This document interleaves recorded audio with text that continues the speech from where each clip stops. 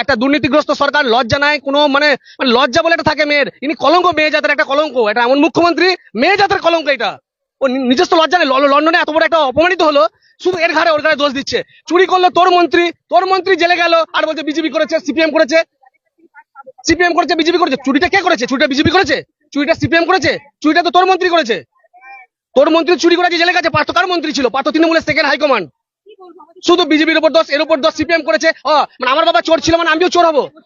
আমার বাবা চোর, আমিও চোর হবো, তার মানে এটা বলতে চাইছেন? মানে সিপিএম চুরি করছে, তৃণমূলে চুরি করবে, তৃণমূলের পর্যায়ে আসবে অভিষেক চুরি করবে। আজ উনি তো একটা মা, উনি তো একটা, আজ ওর বেটা যদি অভিষেক আজ এরকম করে হয়ে যায়, চুরি দায় যদি জেলে চলে যায়, কেমন লাগবে? মায়ের খারাপ লাগবে। নিজের বেটার বেলার বেটা, আমরা বেটা নয়, আমরা পরের ছেলে।